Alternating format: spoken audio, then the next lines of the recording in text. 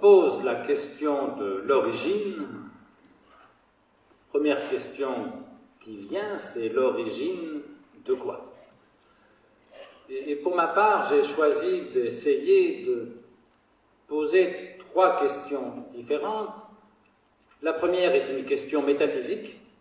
Quelle est l'origine du monde? C'est-à-dire finalement l'origine de l'être.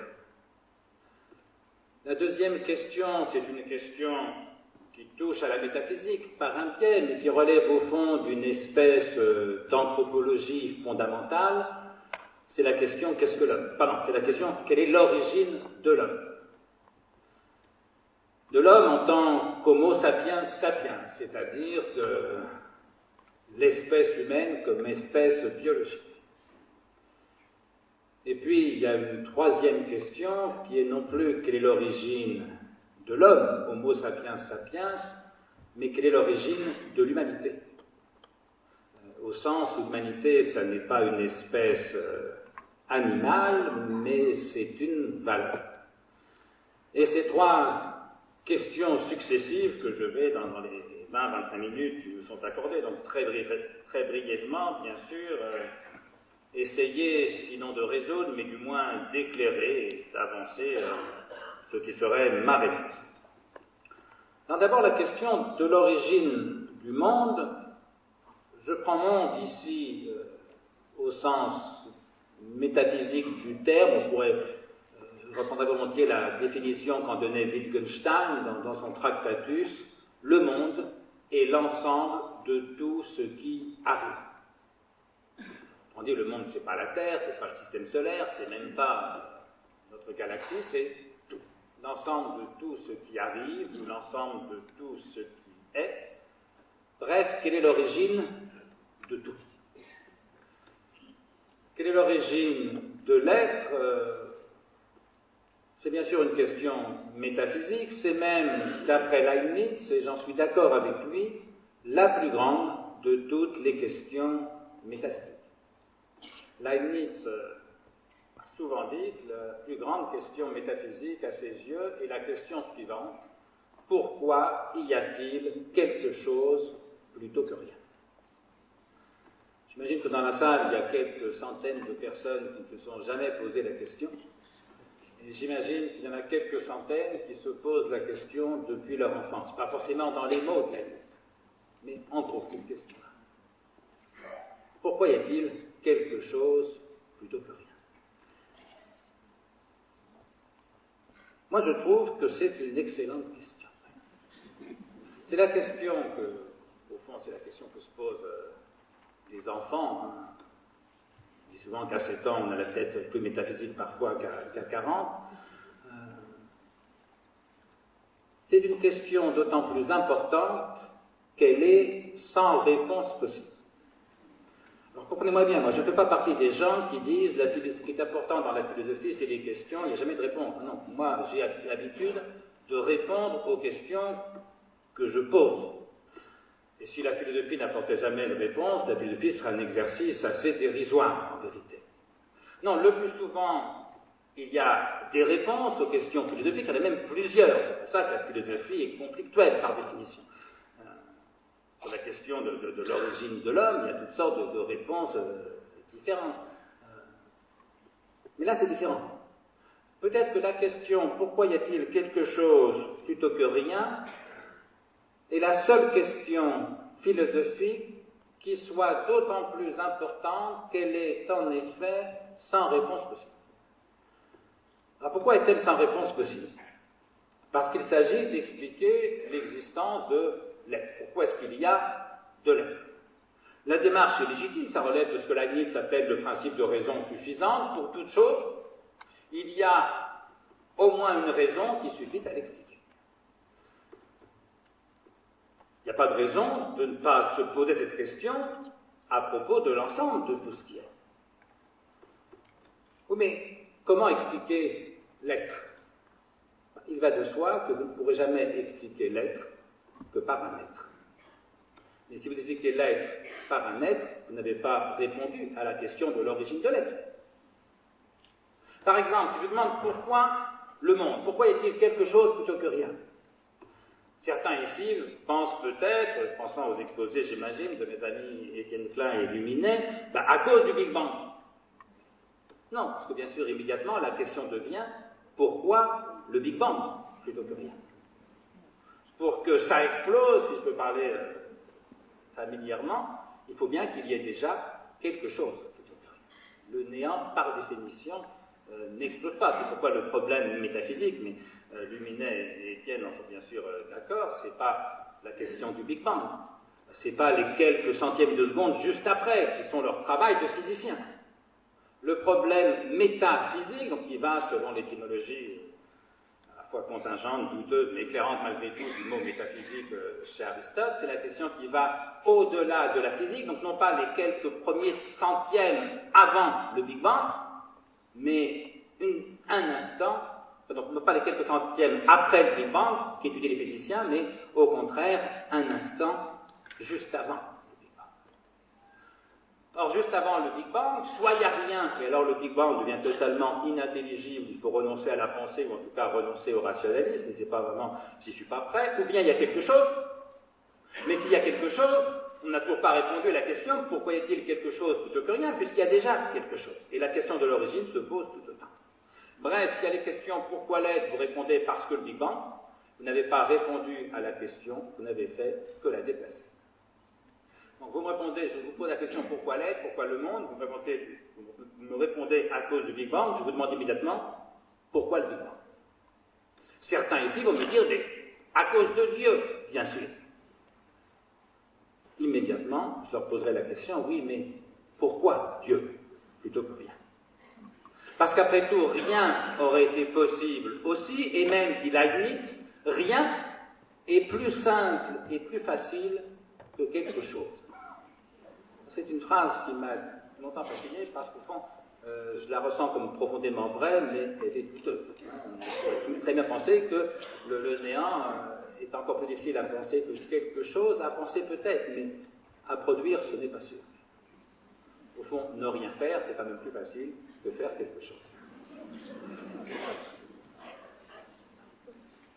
Donc, on ne peut pas répondre à la question de l'origine de l'être, parce qu'on pourrait expliquer l'apparition de l'être que par un être, le Big Bang, Dieu, ce qui revient à supposer que l'être existe déjà, et qu'on n'a donc pas répondu à la question de son origine. Alors ça suppose en gros, du moins ça peut supposer que l'être a toujours existé.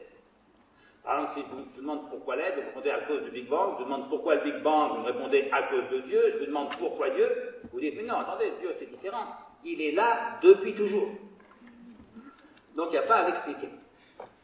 Ou bien d'autres me diront, mais la matière est là depuis toujours. Donc il n'y a pas à l'expliquer. C'est ce que me répond toujours mon maître et ami Marcel Comte. Il me dit, non, votre question, enfin la question de Leibniz, pourquoi y a-t-il quelque chose plutôt que rien, c'est une mauvaise question, parce que l'être étant éternel, il n'a pas besoin d'une origine, me dit Marcel Comte. Moi, je prétends qu'un être éternel n'a bien sûr pas besoin d'un commencement, puisqu'il n'a pas commencé. Mais que ça ne dispense pas de s'interroger sur la question de son origine, c'est-à-dire sur la question pourquoi. Ne pas avoir de commencement, ça n'est pas forcément être sans raison. Et même si l'on prétend, et au fond j'aurais tendance à aller dans cette direction, que l'être est en effet sans raison, pour dire que l'être est sans raison, encore faut-il se poser la question pourquoi, la question de son origine. Vous savez, c'est la belle formule, j'allais dire l'être est sans raison comme la rose d'Angelus Silesius. Vous savez, ce mystique allemand qui écrit joliment, la rose est sans pourquoi, fleurit parce qu'elle fleurit, n'a souci d'elle-même, ne désire être vue. Bien, je dirais volontiers la même chose de l'être, de la nature, comme dirait Spinoza, l'être est sans pourquoi, existe parce qu'il existe, n'a souci de lui-même, ne désire être vu. Et encore une fois, dire que l'être est sans raison, pas forcément absurde, hein, parce que comme l'a très bien compris Camus, l'être n'est absurde que si vous lui cherchez un sens. Mais est absurde, il est en vous qui cherchez un sens. La rose, elle est sans pourquoi, elle n'est pas absurde, bien sûr. Si l'être est sans raison, ou s'il n'a pas d'autre raison que lui-même, autrement dit, s'il est causa sui, comme dit Spinoza, cause de soi, il est certes inexplicable. Et c'est justement pour comprendre qu'il est inexplicable qu'on a besoin de se poser la question « Pourquoi y a-t-il quelque chose plutôt que rien ?» Parce que si vous ne vous posez jamais cette question, vous ne comprendrez jamais qu'il n'y a pas de réponse possible, vous ne comprendrez jamais que l'être est par définition inexplicable, et donc vous allez passer à côté de l'essentiel, peut-être, au moins métaphysiquement, vous allez passer à côté du mystère. Parce que quelque chose qui est inexplicable, non seulement en fait, mais en droit, autrement dit, non pas qui est inexpliqué, mais qui est inexplicable. C'est très exactement ce qu'on appelle un mystère. La différence qu'on fait traditionnellement entre le mystère et le problème, un problème, il a une solution qu'on ne connaît pas, il en a une. Le mystère, il n'a pas de solution envisageable. Eh bien voilà, ce que je crois, c'est que l'être n'est pas problématique. L'être est évident. Il n'est pas problématique, il est mystérieux. Et le plus souvent, on ne s'en rend pas compte, c'est-à-dire quand vous avez quitté votre demeure cet après-midi ou ce matin pour venir ici, le monde entier était là. Je suis à peu près certain que ça n'a surpris personne. C'est dingue, ça. Le monde, moi pas plus, j'ai pris mon train à Paris, le monde était là, comme chez vous, bien sûr, et ça ne m'a pas surpris non plus. Eh bien, se poser la question pourquoi est-il quelque chose plutôt que rien, c'est comprendre que le fait que le monde soit là, c'est complètement surprenant. C'est complètement inexplicable, c'est complètement mystérieux. L'être est mystère. Et comme nous sommes au cœur de l'être, évidemment, je ne dis pas au centre, mais au cœur, ça veut dire que nous sommes au cœur du mystère. Et que ma position d'athée, au fond, c'est de laisser ce mystère à son état de mystère. Parce qu'au fond, dire l'origine de l'être, c'est Dieu, comme Dieu est réputé inintelligible, on n'a fait que donner un nom au mystère. Et ce nom nous ressemble tellement à nous, qui sommes censés être son image, que pour ma part, plutôt qu'un nom qui prétend être propre, j'aime mieux laisser au mystère de l'être son nom commun, qui est justement celui du mystère. Donc voilà, s'agissant de métaphysique, parlons d'aller très vite, mais c'est la règle du jeu. Je me pose la question de l'origine de l'être. Pourquoi est-il quelque chose plutôt que rien? Cette question est sans réponse possible. Raison de plus pour se la poser, parce que ça nous apprend une chose qui est décisive, c'est que l'être est mystère, c'est que nous sommes au cœur du mystère. Deuxième question, l'origine non plus de l'être, mais l'origine de l'homme. Alors là, il y a un problème, et non pas un mystère. C'est-à-dire que la question biologique, à la limite, d'où venons-nous, elle a une solution possible, et même elle a une solution largement reconnue par les scientifiques. Nous venons, en gros, du singe. En gros, il y a un ancêtre commun avec le singe, je ne vais pas vous refaire les cours que vous avez sans doute déjà entendus, mais ça veut dire que le darwinisme, sans être parole d'évangile, on a le droit de discuter Darwin, on a le droit de tout discuter, mais fait partie, à mon sens, des apports scientifiques, évidemment, décisifs. Ça veut dire que pour l'athée que je suis, j'avais dit que toute philosophie est conflictuelle, parce qu'elle est toujours subjective en quelque chose, orientée en quelque chose, pour l'athée que je suis, l'origine de l'homme, bien sûr, ce n'est pas Dieu, c'est la nature. Homo sapiens sapiens, pour moi, n'est qu'une espèce animale parmi d'autres.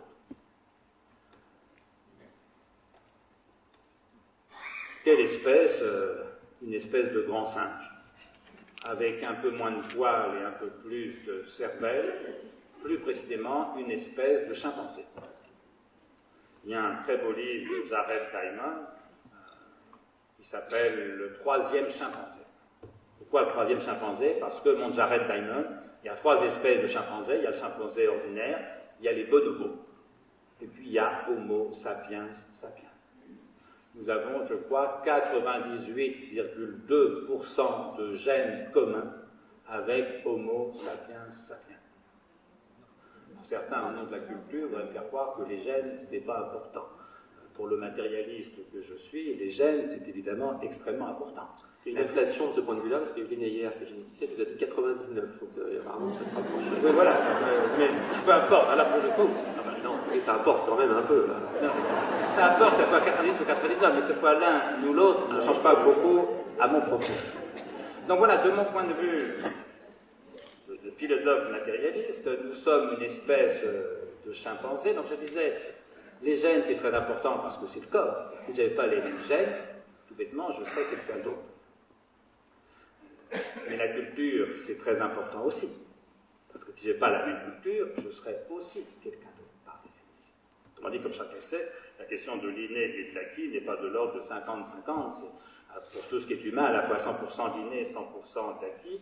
Mais reconnaissons qu'il n'y a pas de culture sans les gènes, alors que sans culture, il y a déjà les gènes. Il y a Homo sapiens sapiens, c'est-à-dire une espèce de chimpanzé. Ça veut dire quoi, ça?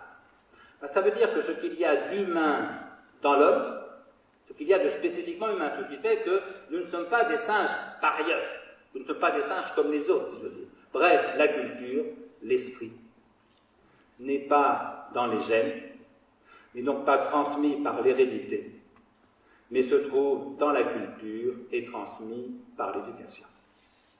Et donc, c'est d'une fragilité insigne. Une fois qu'on a compris qu'au fond, nous sommes des animaux, nous sommes des singes comme les autres, on comprend que du même coup, la civilisation est extrêmement fragile. Parce que le singe n'est jamais loin, ou plutôt, il y a pire que le singe, c'est ce qu'on appelle un barbare. Moi, je distingue la sauvagerie, qui est l'état de naturalité avant la civilisation, et la barbarie, qui est l'agression contre la civilisation, mais donc après la civilisation. Les sauvages, par définition, sont derrière nous. Ça n'exclut pas, évidemment, que les barbares soient devant. Si bien que Darwin est à la fois un maître de miséricorde et un maître de vigilance. Maître de miséricorde parce qu'au fond, si nous étions fils de Dieu, nous serions lamentables. Je ne voudrais vexer personne, mais comme fils de Dieu, vous et moi, nous sommes nuls. Comme singes, vous et moi, nous sommes proprement exceptionnels. Je n'ai jamais vu 800 singes écouter un colloque philosophique aussi haut tenu pendant 3 plombes sans bouger le bout de la tête. Darwin, maître de miséricorde, autrement dit, c'est justement parce que nous sommes des animaux que l'on peut nous pardonner le peu que nous sommes et nous savoir gré parfois du peu de bien dont nous sommes capables. Parce qu'enfin que des singes aient inventé la politique, l'art, la démocratie spécialement, la mécanique quantique, la gastronomie, l'érotisme et la sécurité sociale, on peut bien leur dire à ces singes que nous sommes que chapeau bas. Mais Darwin, maître de vigilance, parce que si nous sommes des singes, tout ce qui est culturel, tout ce qui fait que nous ne sommes pas des bêtes, que l'homme est un animal, ça c'est clair pour moi, mais l'homme n'est pas une bête, parce qu'il a un esprit. Eh bien cet esprit, il le doit non pas à ses gènes, mais à sa culture, transmis non pas par l'hérédité, mais par l'éducation. Ce qui dit 2 choses, 1, la fragilité de l'esprit, 2, l'importance de l'éducation. Je termine rapidement sur l'origine de l'humanité. Ben voilà, l'origine de l'humanité, c'est l'éducation. C'est la culture, c'est la transmission, autrement dit, c'est ce que j'appelle la fidélité. Alors, j'ai plus beaucoup de temps pour m'en expliquer, mais vous savez, je prends ce mot à dessein parce qu'il est le doublet, comme disent les linguistes, d'un autre mot, qui est le mot foi. Ça veut dire que les 2 mots de foi et de fidélité ont la même origine étymologique, en l'occurrence le latin fides, mais bien sûr, en français moderne, 2 sens différents. Et je dis souvent, la fidélité, c'est ce qui reste de la foi quand on l'a perdu. Autrement dit, bien loin, est-ce que sous prétexte que les valeurs morales qui sont les nôtres, qui sont celles le plus souvent de l'humanité. Sous prétexte qu'elles ne viennent pas de Dieu, mais de l'histoire, est-ce une raison plausible pour y renoncer? Je dirais qu'au contraire, si la morale était dans les mains de Dieu, à la limite, ça aurait beaucoup moins d'importance, parce que l'issue du combat serait connue par définition. Dieu ne peut que gagner. Si au contraire, la morale est dans les mains de l'humanité, c'est-à-dire dans les nôtres, alors l'issue du combat est tout à fait douteuse, et c'est une raison de plus, là encore, pour le mener, ce combat, avec vigilance.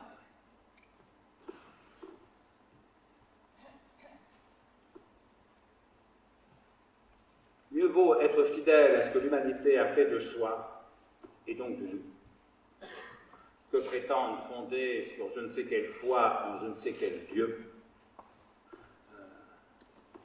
des commandements qui prétendraient s'imposer à l'humanité. Attention, je ne propose pas du tout de remplacer la foi en Dieu par la foi en l'homme. Parce que là, s'il y a une foi idiote, c'est bien la foi en l'homme. Foi en Dieu, encore, je peux comprendre, il y a des précédents glorieux. Descartes, Leibniz, Kant, c'est pas rien. Mais foi en l'homme, assurément pas. D'abord parce qu'il n'y a pas à croire en quelque chose dont l'existence est avérée comme un fait. Je ne crois pas plus en l'homme que je ne crois en cette bouteille d'eau. Et parce que, s'agissant de sa valeur, la seule chose qui est sûre, c'est que l'homme est capable du pire plus souvent que du meilleur. Non, la fidélité, ce n'est pas une foi en l'homme. C'est un attachement à la fois normatif et critique à ce que l'humanité a produit de meilleur. Qui nous permet d'ailleurs de penser que l'homme, justement, est une espèce bien médiocre. Et au fond, ça fait partie de la grandeur de l'humanité que d'être capable de penser sa propre petitesse, sa propre misère, comme disait Blaise Pascal. Autrement dit, contrairement à mon ami Luc Ferry, je ne pense pas du tout que l'humanisme soit notre religion ou que l'homme soit notre Dieu. Moi, je me réclame, en effet, de ce que mon maître et ami Louis Althusser appelait l'anti-humanisme théorique. Ça veut dire quoi? Ça veut dire que, comme disait Lévi-Strauss dans le même esprit, le but dernier des sciences humaines n'est pas de constituer l'homme, mais de le dissoudre, c'est-à-dire de l'expliquer. Par la nature, Darwin, par l'histoire, Marx, Durkheim, Freud, qui vous voudrez. Anti-humanisme théorique, oui, l'homme n'est pas une essence donnée toute faite, c'est un processus historique qui peut s'expliquer, qui doit s'expliquer. Anti-humanisme théorique, mais aussi humanisme pratique. L'anti-humanisme théorique, c'est ce qu'on sait de l'homme, parce qu'on sait de l'homme, en gros, c'est que c'est un singe qui a une histoire, qui a une mémoire, qui a un esprit, parce qu'il a une mémoire, parce qu'il a une histoire. L'anti-humanisme théorique, c'est ce qu'on sait de l'homme, l'humanisme pratique, c'est ce qu'on veut pour l'homme. L'un relève de la connaissance, l'autre relève de l'action. C'est pas la même chose. Ce qu'on sait de l'homme, c'est que c'est un singe qui a une histoire, c'est un singe qui a une culture. Ce qu'on veut pour l'homme, c'est qu'il vive et se comporte et agisse humainement, mais au sens où l'humanité là est une vertu.